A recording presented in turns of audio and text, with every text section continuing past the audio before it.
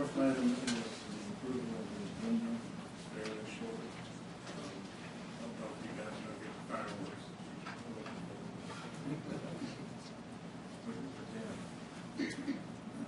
I'll move for approval of the agenda. Second. Mayor, aye. Oh, Sorry, just jump in real quick. Mayor, we do have one item we need to lead off the agenda tonight. That's item 7E, approval of agreement with Freeman Weber regarding formal.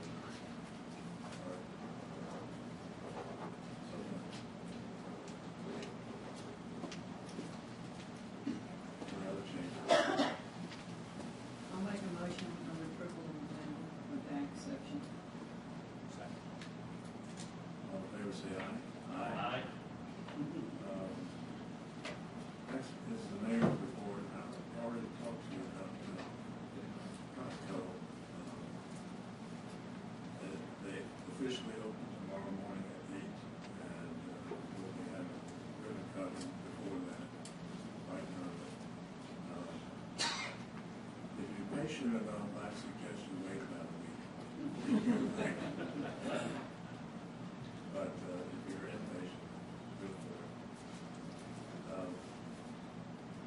Now we have a presentation, happy presentation to the West Knox, Farragut West Knox Chamber of Commerce on their 25th anniversary. We have a proclamation. Whereas the Farragut West Knox Chamber of Commerce is celebrating its 25th anniversary, having been founded in May of 1987 with 139 charter members and having grown to a current membership of approximately 700. Whereas the mission of the Chamber is to strengthen and support the town of Farragut and surrounding community, promoting business growth, education, and economic development. And whereas the Chamber is governed by a volunteer board of directors representing a broad spectrum of corporate and community leaders with day-to-day activities directed by a full-time executive director, CEO, and professional staff. And whereas the Chamber enhances the spirit of the town of Farragut in many ways, including holding an annual Farragut 5K run, fun walk, and pet parade, participating in the annual Farragut 4th of July parade, supporting the Farragut Business Alliance, and participating in various Farragut area civic clubs and their activities, including Kiwanis, Rotary, and Optimus clubs. And whereas the Chamber promotes businesses in the town of Farragut and surrounding community by hosting weekly networking events at business locations, with usually 50 to 75 persons in attendance in an environment to meet and greet, discuss business strategies, and promote each other's businesses. And whereas the Chamber presents business breakfast series events 3 to 4 times a year with prominent speakers, events that relay information on economic growth and share points of interest, with charities receiving 15% of the ticket sales for each paid business breakfast speaker event. And whereas the Chamber provides visibility for businesses in the town of Farragut and surrounding community through the weekly articles in local newspapers, including the Farragut Press and the Farragut Shopper News Now, and through a 4-page monthly newsletter written by the Chamber and published in the Farragut Press. And whereas the Chamber celebrates each business member by presenting a ribbon cutting at the business, and whereas the Chamber supports education for its members by awarding continuing education grants to its members and teachers at local public schools, with over 55 grants awarded since 2000. Whereas the Chamber strongly supports area schools by providing community service opportunities for students, being involved in the school reading programs, and participating in school principal for the day programs. Whereas the Chamber is scheduled to bring further recognition to the town of Farragut by hosting the Tennessee Chamber of Commerce Executives Convention in 2013.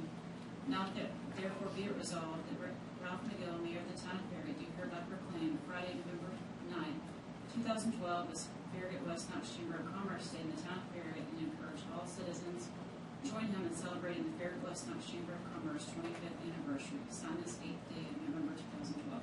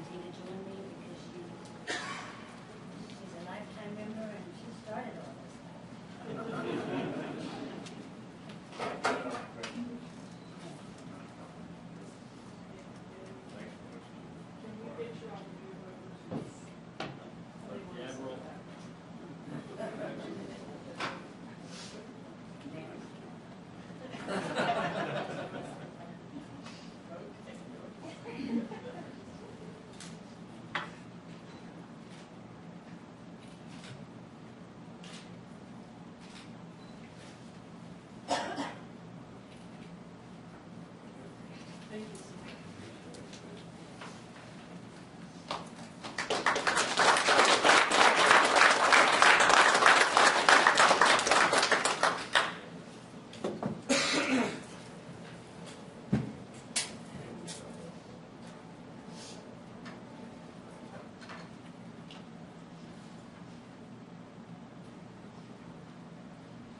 I would just like to personally thank Betty Cisco for all the efforts that she has done through the years that I've been here since 2003. And to think that she has grown this chamber up to now 700 members is a real credit for our member staff.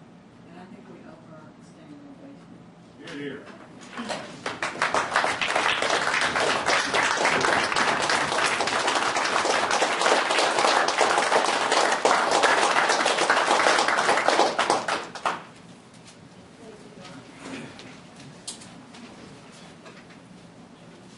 You know, a town or city is more than a town or city. It's a community, and it's important that we have people who are community-minded, who make the community better simply by what they do. And I think Chamber of Commerce qualifies in that we have a very good community here, and you're part of making that happen. Thanks. That is citizen forum. No one signed up. Okay. Approval of minutes, October 25th. Move for approval. Second. All in favor? Say aye. Aye. I abstain because it wasn't. Next item is ordinances. We have one. It's the second reading. Ordinance 12-17, budget amendment ordinance to amend ordinance 12-09, fiscal year 2013 general fund capital investment program and insurance. As the ordinance 12-17 will amend the budget to reflect the following. The general fund will be amended, increasing the transfer to other funds by $35,000 to the insurance fund for the payment to the retirement trust. The capital investment program will be amended, increasing the appropriated expenditure by $450,000 and increasing the revenues by $250,000. Additional expenditures are needed for the 50/50 match local parks and recreations fund grant received from the state of Tennessee in the amount of $250,000. There's $100,000 currently in the fiscal year 2013 budget. The insurance fund will be amended by increasing the appropriated expenditures by $35,000 for the payment to the retirement trust. All the requests will be funded from general fund and capital fund reserves. Motion is to approve ordinance 12-17 on the second and final reading. Allison, that's a net increase to the account of 100,000 over above the cap. 250 actually. Well, we're getting 250 from the state, right? We have 100,000 here, that's 350. So we're appropriating expenditure of 450. That's It'll 100,000. actually be, the total will be 550 and then we reimburse for 250,000. It's a 50/50 match. Okay.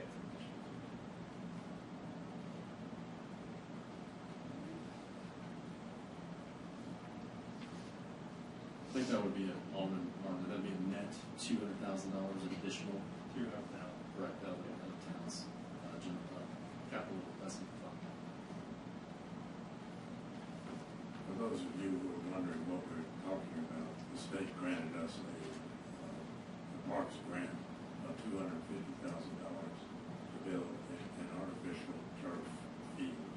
We're going to do that at Bob Leonard Park. It's going to go over the top of a field that we were going to have to do a lot of work on anyway. So we got that savings from not having to do that work.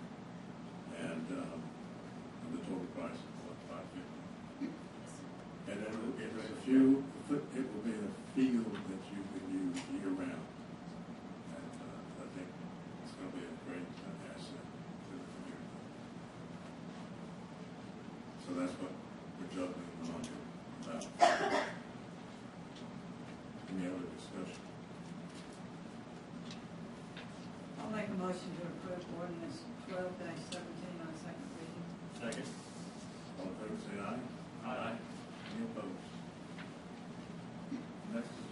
items, approval of the town of Farragut personnel policies and procedures.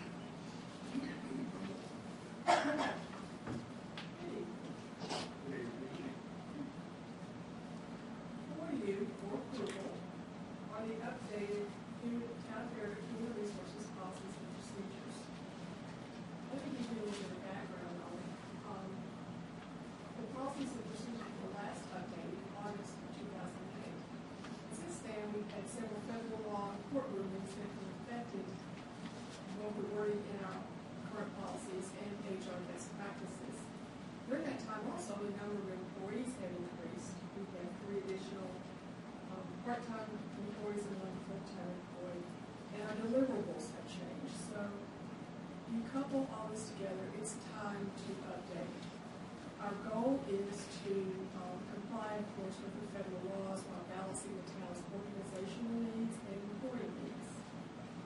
And to that end, I researched best practices, including languages from a number of cities that are listed here on the PowerPoint of their human resource policies and procedures. Plus, we looked to the Municipal Technical Advisory Service model, the International Public Managers Association model, and the Society of Human Resources laws. And from that, we coupled together a quite a much larger and more comprehensive policies and procedures. Let me give you a little bit of an overview of the changes. One is the civil service language was removed. The old policy used a lot of civil service language. We are not a civil service organization. So the language that the new policies are written in is going to be, our goal is to be clearer and more easily understood by the employees. There were 6 policies written to reflect the current town policies. We reviewed these in the workshop, and they are the service recognition, promotion policy, employee development and training, safety education and training, cell phone policy, and employee conduct and discipline policy. 5 policies were written to comply with federal law or as a best practice. They include a complaint and disciplinary appeal policy, a workplace violence policy, personal appearance, Family Medical Leave Act, and social media. 2 policies were written to reflect the board's revision of our retirement plan and our classification plan. The employees' benefits, legal rules, fringe benefits all remain the same as the current document. Once the document was written, we did receive feedback from the department heads, the personnel committee, a legal review by our town attorney, Tom Dale, his colleague, Betsy Beck. And finally, we had a board workshop on October the 11th. And since the workshop, we changed the cell phone policy and the vehicle use policy to more fully address driving without occupying cell phone, which I think we include some really good language there, and that was in the packet. So, any questions about the document that we're discussing? I'll say again, I think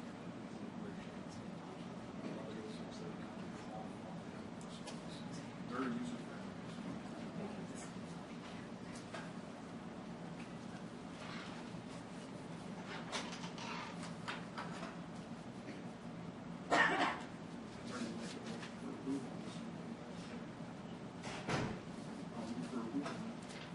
I'll second. All in favor, say aye. Aye. Thank you.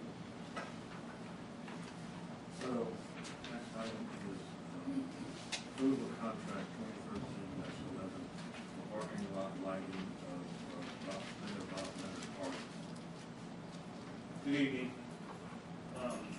We had some discussions a year ago about doing some lighting at Mayor Bob Leonard Park. We put it off until this year to do it because of cost. What this is about is we put a contract out, bids out on the street to get 3 parking lots at Mayor Bob Leonard Park lit. What we have is 3 parking lots there, 2 on Walt Road, 1 on Harrison Road.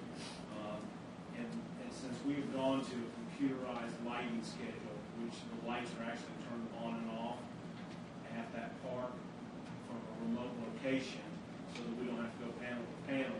When those lights go off, it creates what we consider a safety issue because it just gets real dark in a hurry. There are trail lights down there. The trail lights do not take care of lighting the park the way that it needs to be, parking lots. So this was a safety concern for us and a convenience thing, for people who were there, that even if there wasn't anything, going on, somebody was parked there, and so we put bids out. We required them to be LED, which is the most efficient lighting that's out there in the marketplace now. This LED lighting matches the LED lighting that we get in McPhee Park, the same brand of lights, the same type of pole, and that is to make the maintenance a little bit easier. So when we put the bid out, we specified the light fixture itself, so that the match, we would have to have, 2 or 3 different kinds of repair inventory to do different lights. We received 5 bids at a bid opening on October the 30th, let's see, Edison Electric was the low bid for this project. The price came in at $219,475. In the bid, we requested that they do as minimal amount of damage as you can do, because there's a lot of lights that are going in down there in those parks. And we've got a lot of landscape and a lot of grass. So we've asked them to do as minimal amount of damage as that they could. The bids range from $219 up to $249. We did check references on Edison Electric. They gave us 5 references. We called all 5. The only one we did only have one that did not return any phone calls.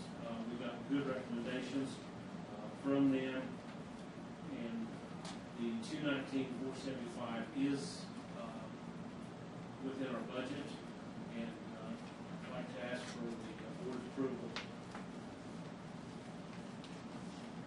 I'll entertain any questions that y'all have. How many lights would it be altogether?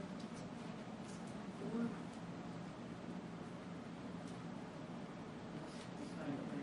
I'm gonna ballpark this because I don't know every fixture.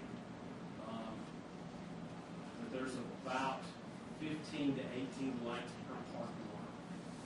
So we're in the 50 fixture head. Is that close to anything? Yeah, there's a lot. There's a whole bunch. There's a lot of poles and a lot of lights.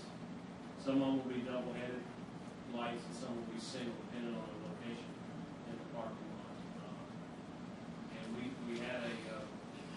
hired out a professional electrical engineer, paid for their services to do the complete layout, to do all of the plans for this project.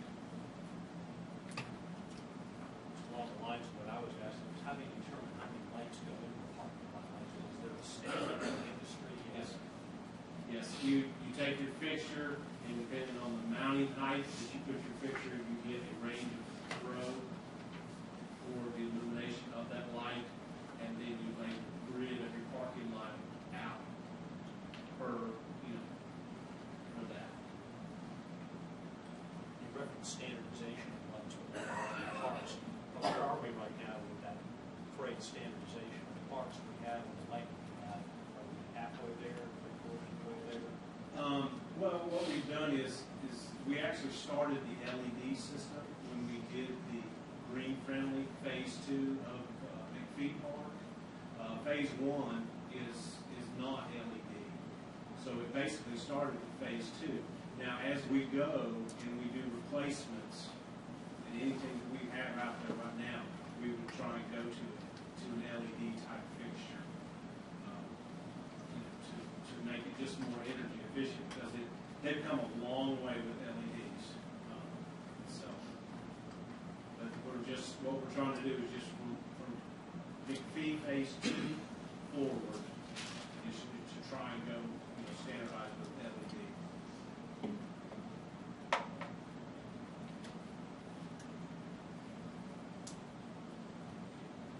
This project would be done while the park is closed. The completion date is in February. And so before we open up, mid-February is the completion date. We open up, 1st of March and really get going in April. It gives a little bit of leeway. But we want to try and do this while the minimal amount of people are down there at the park also. Any other discussion? I'll move for approval. Second. All in favor, say aye. Aye. Thank you.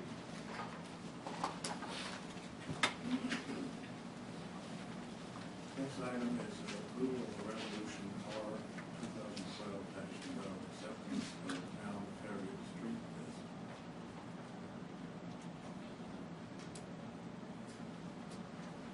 As part of the subdivision process, through the planning commission, the planning commission approved new roads for construction, but it was actually only the board of mayor and aldermen who can accept the roads as public roads.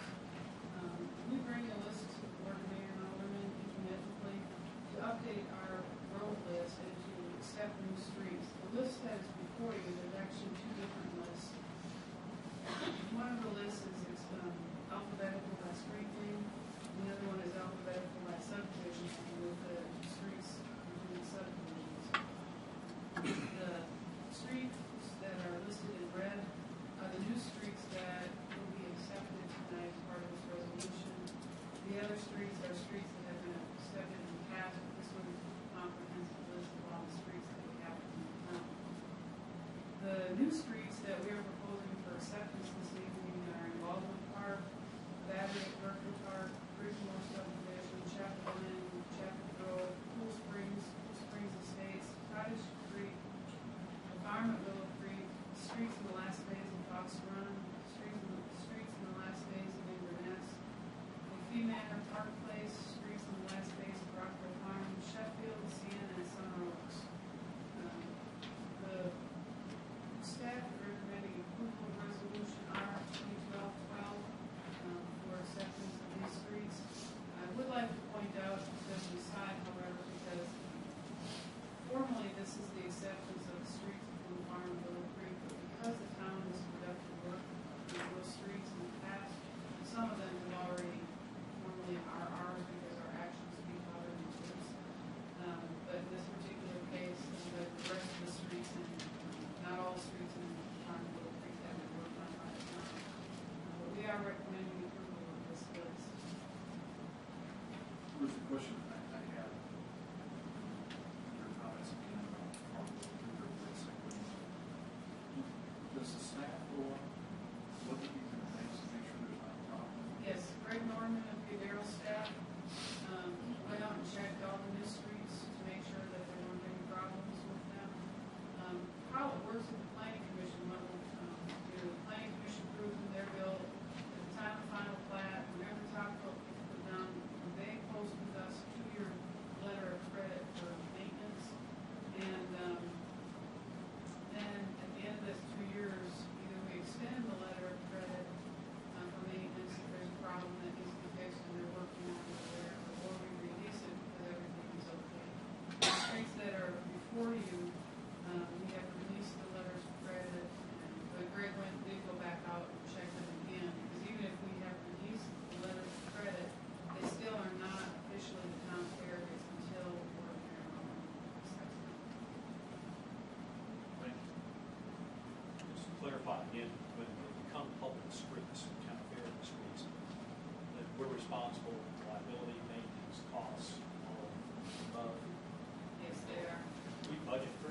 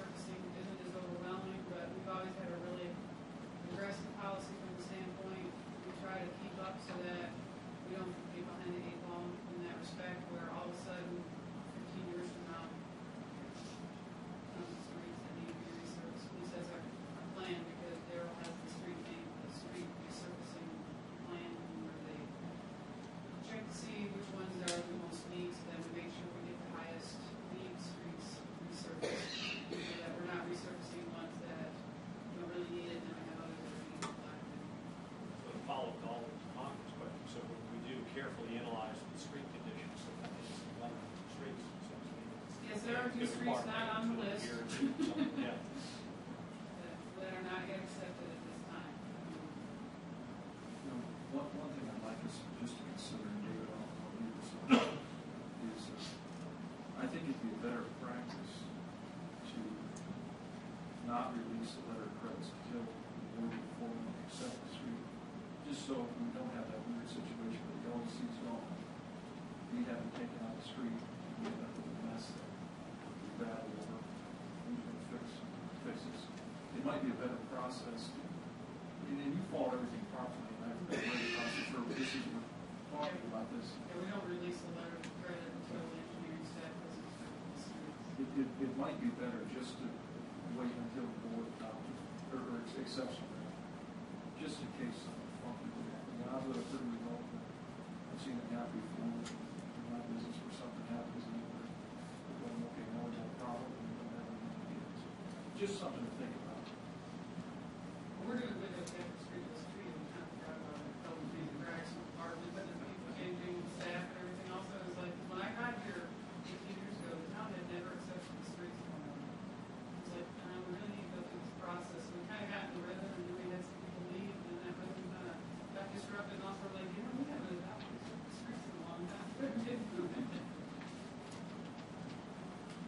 With that said, another comment. I'll move for approval. Second. All in favor, say aye. Aye. One comment, there sure are a lot of street names. I never would have come up.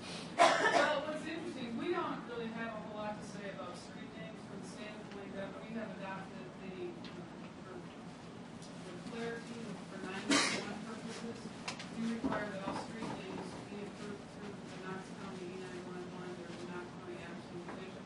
And they actually have a computer program so that when people call under duress, they say words close together or whatever, but through a computer program. So a lot of streets are rejected from names because they will sound too similar to streets that are existing.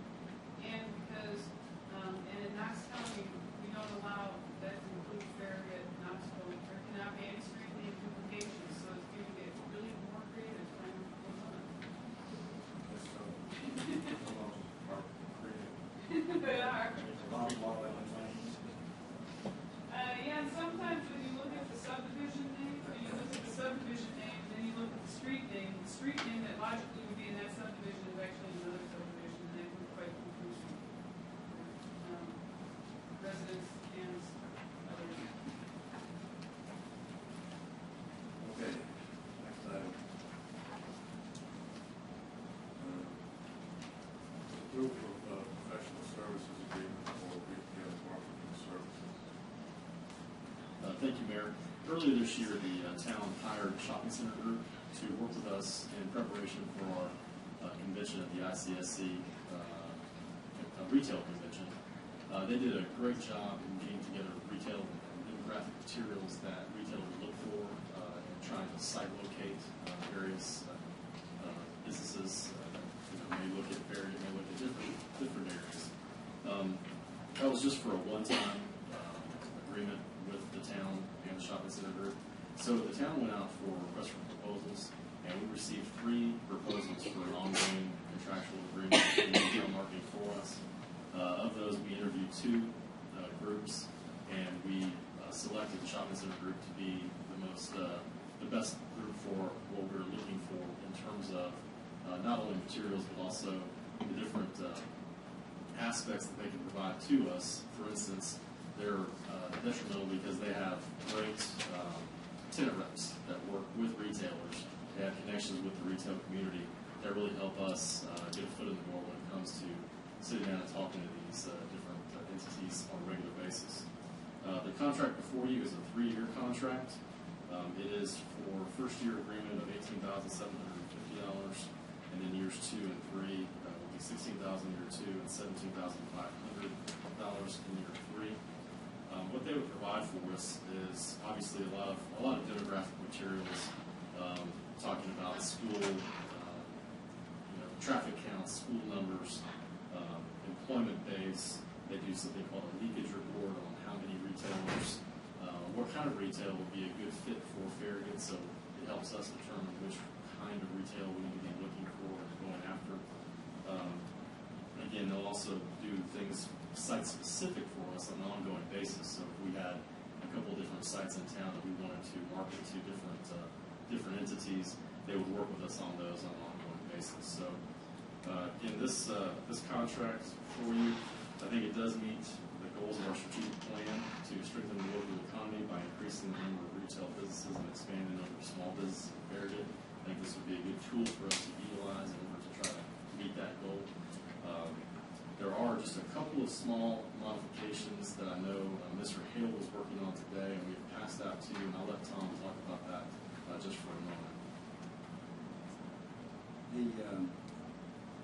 What we've been trying to do lately is go to a more standardized form of a contract with these kinds of services, and the shopping center group was willing to work with us and use our form primarily, and then the details of the services that they would be providing are outlined on the attachment B and time frame on attachment C.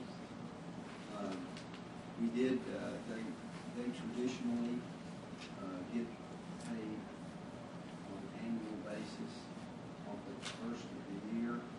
We suggested that we would prefer to pay them quarterly throughout the term of the agreement. It gives us a little more ability to get their attention when we need to, maybe.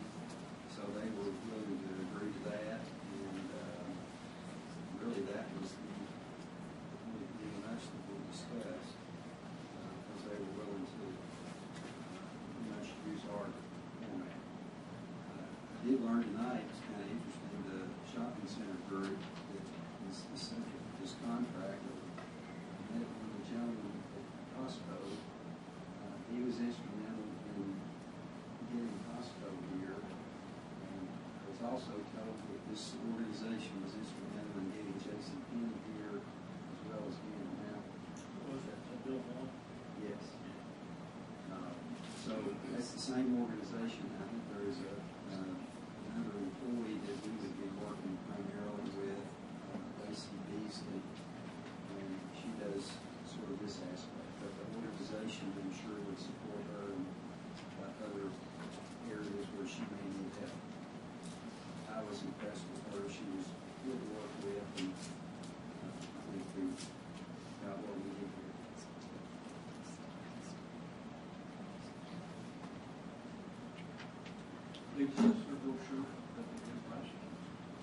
Yes, sir. I just wanted to give that to you as an example. That's just a kind of a blanket marketing brochure that we have that they provided to us that we took with us to ICSC. Again, we would hand that to any retailer just off the street. But obviously, if we had a specific retailer that we were looking to recruit, then we could modify that to be site specific for that retailer. When would they start, and what's the time? They would start immediately as soon as the board approves the contract. They'd have 90 days in order to get us all the materials that we need that are part of the contract. And I think the process is they periodically update all those materials as information changes, and that's why there's two of them just the initial work that they do. From the intangible items that are listed, how do you go about evaluating this type of relationship? Or the metrics we look at, or you say X number of businesses were brought in as a result of these folks? How do we go about some years from now? Well, I think certainly if we see an increased number of retail users that we have talked to, that work with, maybe they even use the shop visitor group to locate here, I think that would show that we've certainly, hopefully, done a good job in using this organization. With economic development, especially retail development, it's you just never know what's going to happen. It's hard to say in 6 months all of a sudden we're going to see all these different companies come to town. That's really not the way it works. But you hope over the course of time, by doing these things consistently and giving people enough information about Farragut, hopefully they'll wind up making decisions that they're looking for.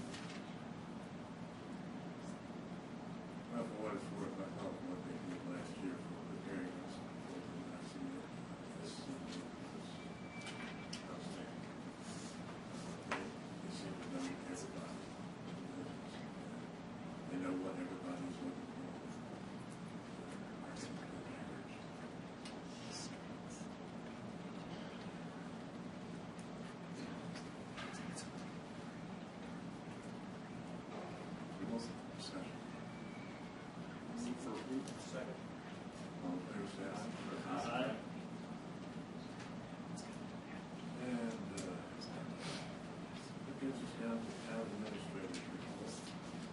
a couple things tonight. Since we don't have another meeting in November, I just wanted to mention that we do have the Light the Park event, which the Farragut Alliance is putting on in conjunction with on November 26th, which is the Monday after Thanksgiving, at Campbell Station Park.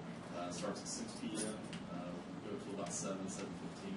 But there's a lot of great entertainment, singing, and free hot chocolate, so we hope to have a good crowd out there that night. Get there early. So you better get there early, and we've added a few lights this year, so it's going to be a big event. Also, the next week we have our town Celebrate the Season here at Town Hall, and that's on December 6th at from 4 o'clock to 7 o'clock. We've got, again, Santa Claus will be here, we've got arts and crafts, and madrigals from Farragut High School will be here, so it's, again, a great event. Also, that same night, the Chamber has their open house, so anybody wants to double dip and hit the both, you come here first and go there second, or vice versa. So that'll be a good night for everybody. Also, in front of you, I laid it out earlier, you see the Town of Farragut banner. This is a brand new banner that we're going to be utilizing between Dogwood Arts Festival at the end of the Dogwood Arts and our summer traditional July 4th banner that you see. So for the month of May and part of June, you're going to see this banner up around town. And so we're certainly excited to have that as a new banner for this year. You know that, I'll be glad to try to answer your questions before that.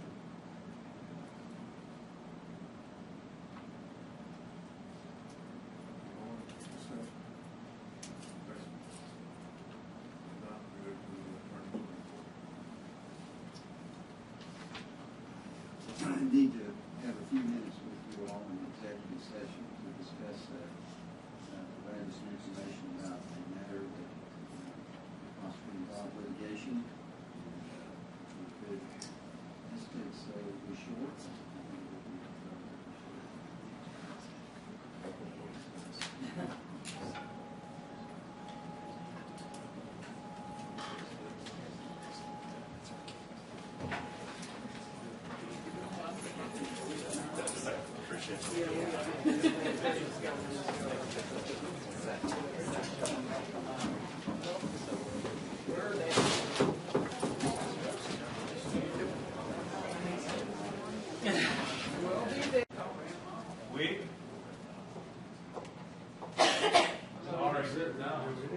Yeah.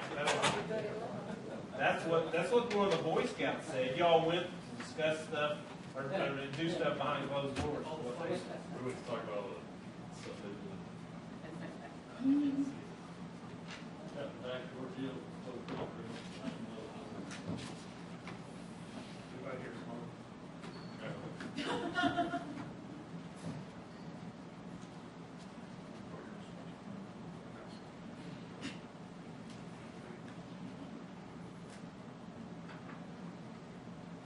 Okay, we're back.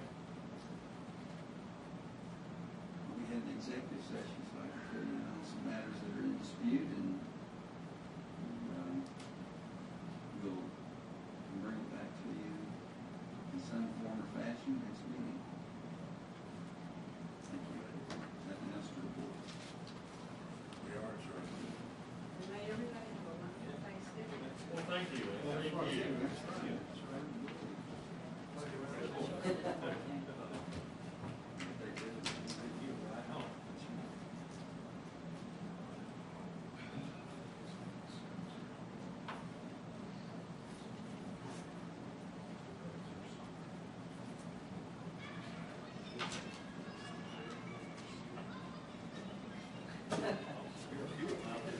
So it's yours.